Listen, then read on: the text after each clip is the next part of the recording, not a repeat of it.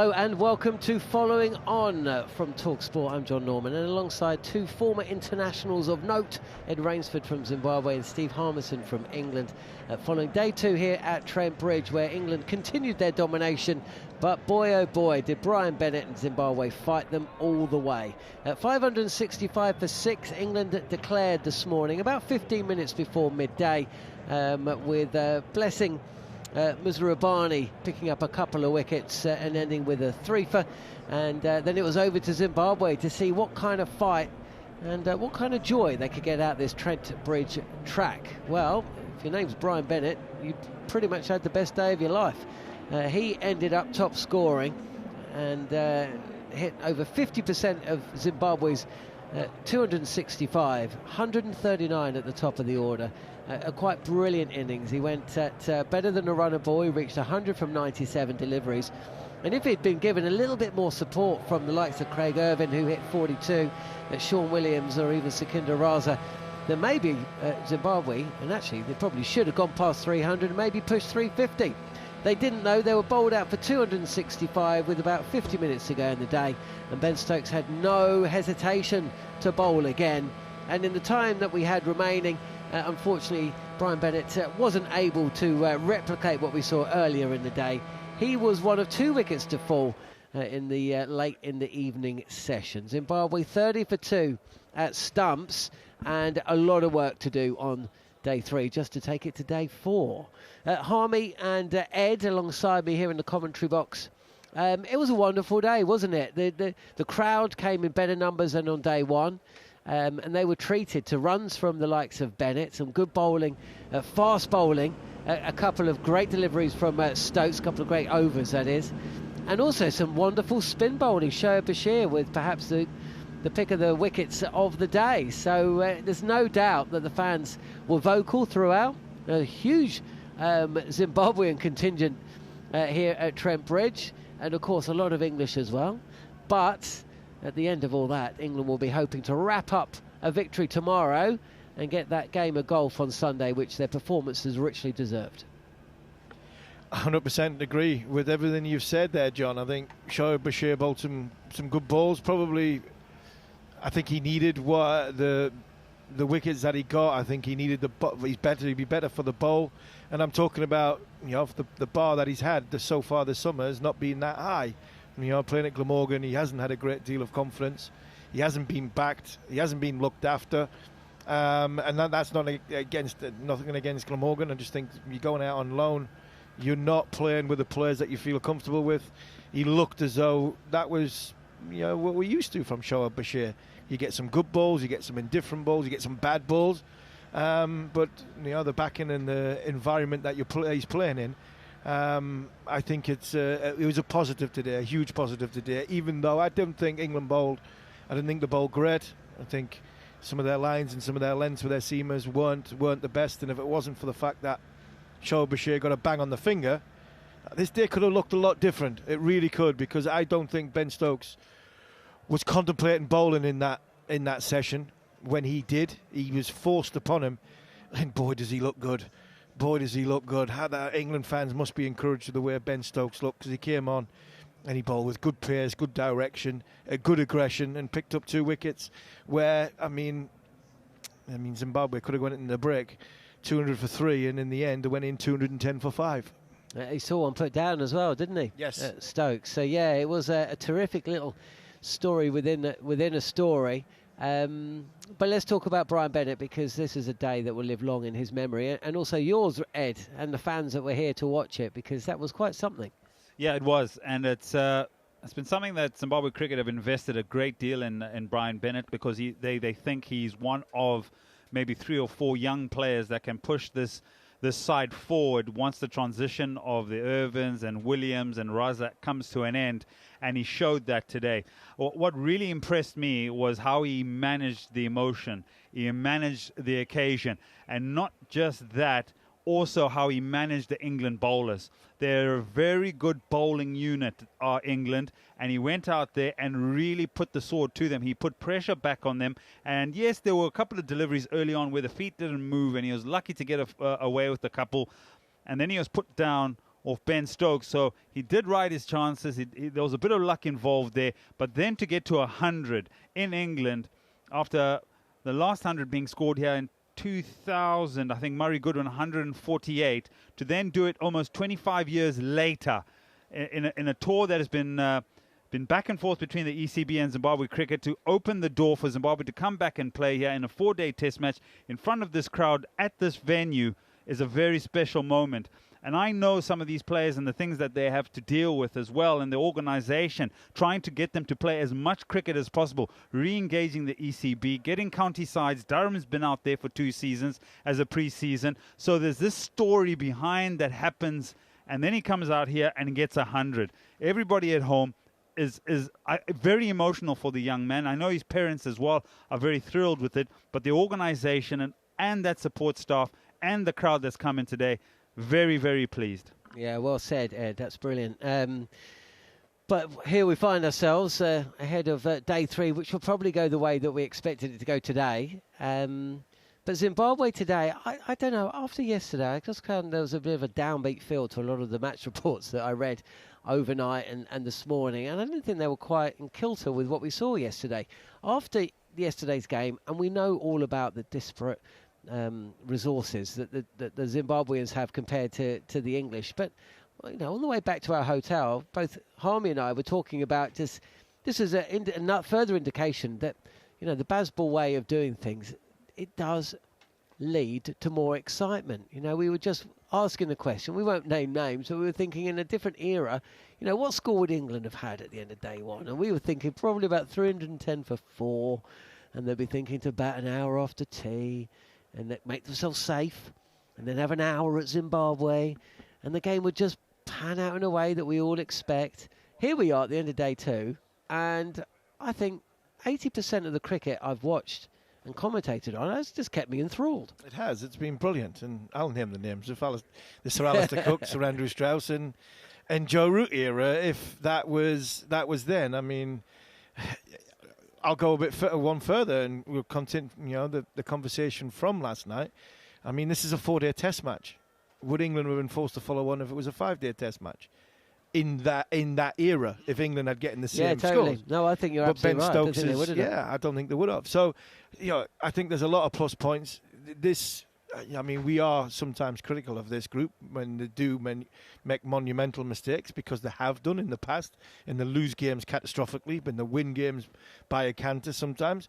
But I'll tell you what, it is great to watch. It is great to watch. And yes, we're in a defining year between India and Australia, and whatever the result is, and I mean, copy this up, whatever the result is, come end of Sydney, whatever happens in these next 9 months, these two, Ben Stokes and Brendan McCullum, 3, probably Rob Key chuck in there, it's the best thing that's happened to English cricket in 20, 30, 40 years. It really is, and it's been brilliant for world. It's been brilliant for world cricket as well, because I think the transition with that, I think world cricket has got on board and adapted to the way England have played as well. It's been a ride.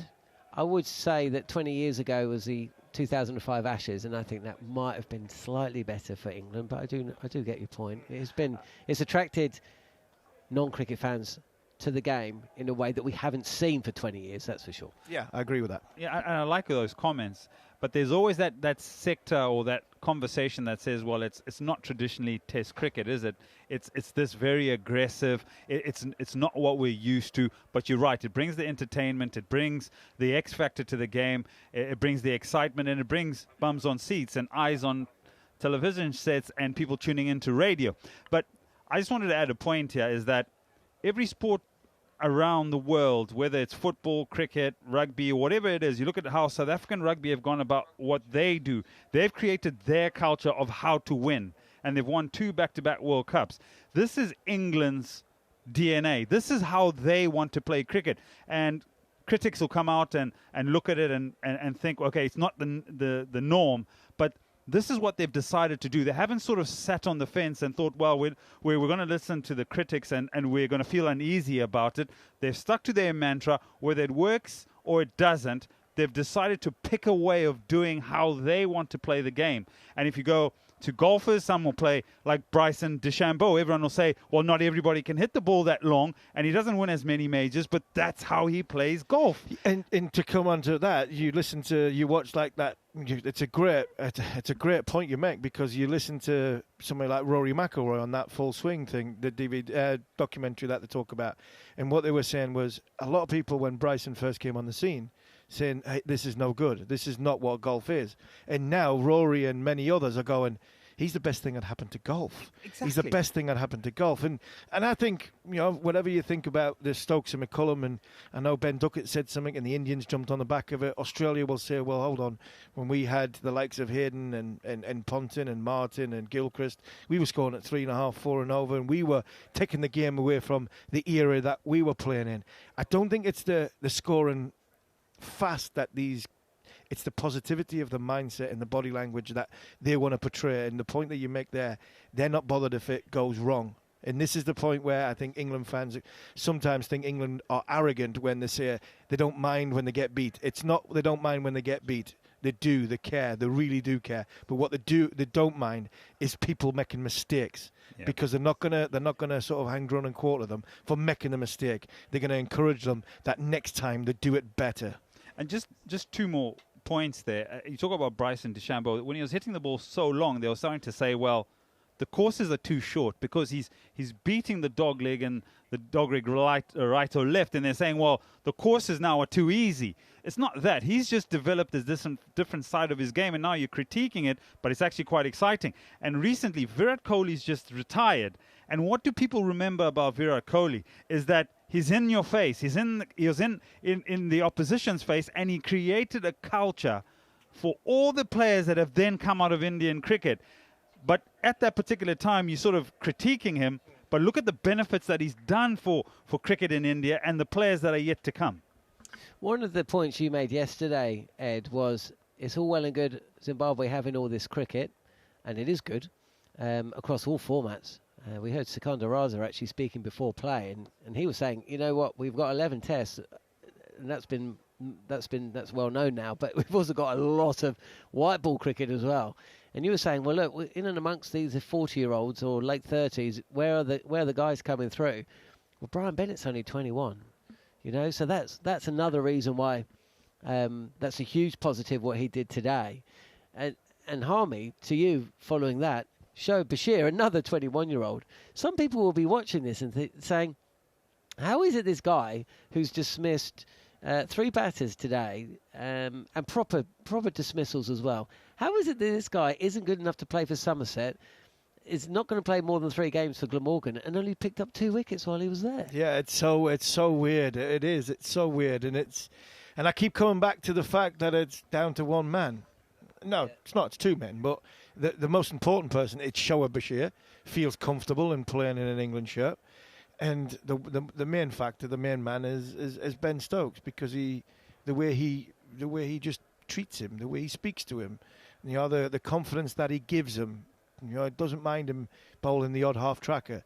Keeps telling him that the wicket taking ball is in there, and this is what happened. The wicket taking ball was in there, and there he went. And we've just seen, we're watching a replay here of Bennett, and there'll be kids now. The beauty about this is, and where you mentioned there, John, 11 test matches, Sikandar Raza saying we play a lot of test cricket and we play a lot of white ball cricket. There's kids in Zimbabwe now watching a game against England. They're watching the big crowd. They're listening to people talk about it, what a fantastic thing is. There's kids 11, 12, 13, 14 gone into the garden tonight trying to be like Brian Bennett. And in 5 or 6 years' time, they'll be one of them 21 potentially coming to England the next time England come, and being what Brian Bennett is, because that would inspire. For me, that's just inspired a youth of school kids in Zimbabwe to now we're back on the big stage. We're now back playing test cricket, and we want to be like Brian Bennett, and Zimbabwe have got to maximise that. Are there some more Brian Bennetts just waiting to come into this side? 100%. There's a Dion Myers who was out of form, didn't make this tour, and I just saw him in the crowd there as I just went to make sure that all the Zimbabweans are okay in the crowd, and I just said hello to them. But I saw Dion, and he looks upset because he's not on the field. And they say he's actually better than Brian Bennett, and he bats at 3, but he's out of form, out of selection, but he wants to be as good as him and put out performances like this. And I mentioned Antam Nakvi, who has Belgian and Australian descent, and he's trying to qualify. He's been there for 4 years. You have the Ben Currans that are coming back. You have the Nick Walshes as well, and his brother Matthew Walsh, who are hanging in the wings and putting in a lot of performances in. There's a Joylord Gumbi. There's Wesley Madere. You haven't seen the best of him. And there's all these players, and they're young players, and they're waiting for these opportunities. And you're right, Harmy, is that these young players back at home are wanting to come and play in England. They're wanting to get county gigs. And I bet you right now, Brian Bennett, there's a few county teams that will be thinking to themselves, well, could we use him at the back end of the county season after scoring 100 against this bowling attack? And his career flourishes, and you don't know where that takes him. But I give credit to Zimbabwe cricket because they went through a very difficult time. Massive debt, players leaving. A lot of the players came here. Brendan Taylor came and played county cricket. A lot moved away, and they've come back and they've created a structure, and they've got the bank balances in the right places. They're putting the structures in place, and now you're slowly starting to see the rewards of that. But it's been a journey for them. And these kind of days like this, when you see a Bennett get 100, and maybe Zimbabwe doesn't win the test match, but they opened the door, they came to Nottingham, and they showed you what they can do. Brilliant stuff. Okay, before we wrap up, just looking ahead to tomorrow, I suppose England will be looking, I mean, there is a bit of weather around tonight, but wrap things up by tea. Oh, settle. Lunch? Yeah, lunch, yeah. Look, I think it's about England. There's no doubt England are going to win the game. There's no doubt whatsoever. But I think it's about the manner that England win the game. You've got Atkinson, who I thought was a little bit below par. I think I'll give Cook some leeway because I think we're going to see the better of Sam Cook in the second innings. So from now on, I think we judge him. And I think he's going to be judged more in the second innings. So I think Sam needs a good day tomorrow and a bag of wickets if he's going to put himself in contention for India, because there's a hell of a lot of bowlers to come back for that Indian tour. And I think for me, it's about the manner and the way England bowlers bowl. I'd love to see Shoaib Bashir go and get a bag full of wickets. And forget what happened with Somerset and Glamorgan. He's now going to be playing with England for the rest of the summer. So I think for me it's now about the manner. I wanted England to be ruthless in this test match. They were with the bat. Don't think they've been the greatest with the ball so far. They were better tonight. They've got to be nailed on tomorrow. And if they do that, for me, that's a good solid start to the English summer. Okay, so England win, but how cool would it be if Ben Curran and Brian Bennett at the end of this test match can be toasting each other with centuries, one in first and he was one in second? I tell you what, Ben will be really wanting to get a performance here or a contribution. And if he can stick around with Sean Williams, because Brian Bennett showed you that you can do it. Can a Raza come out and play a bit of a cameo? Can perhaps Wesley Madere look at what Brian Bennett did as well and also add or contribute to the target? It's all set up for someone or maybe 2 or 3 other players to say, you know what, we're also going to put our hands up because there's a player on our side that did it. We need to do the same. It's not going to be easy. I'm not saying they're going to come out here and do the exact same thing, but you have a bit of a template there to work on. And maybe ask England a few more questions because they're going to be in the field for a little bit longer. Can you keep them out in the field for even longer than they were before? They'll have a night's rest and they'll come out and they'll be, in that first hour, very good. But can you just turn the tide and just say, and Hami, I always go back to one of the interviews you had with me probably 2 weeks ago, and you said Zimbabwe always have that fighting spirit. Right, go to bed today, wake up tomorrow, and have something in between the teeth and come out here and show some vinegar and fight. Brilliant stuff. Ed, thank you for your contribution over the last couple of days. Both Ed and Harm will be back tomorrow. I won't be. I'm heading off. I've got a bit of a holiday booked. But thank you for joining us here on the talkSPORT Cricket YouTube channel, or if you're listening to us via the following on podcast feed. It's great to have you with us, and we will be back for day 3 at Trent Bridge.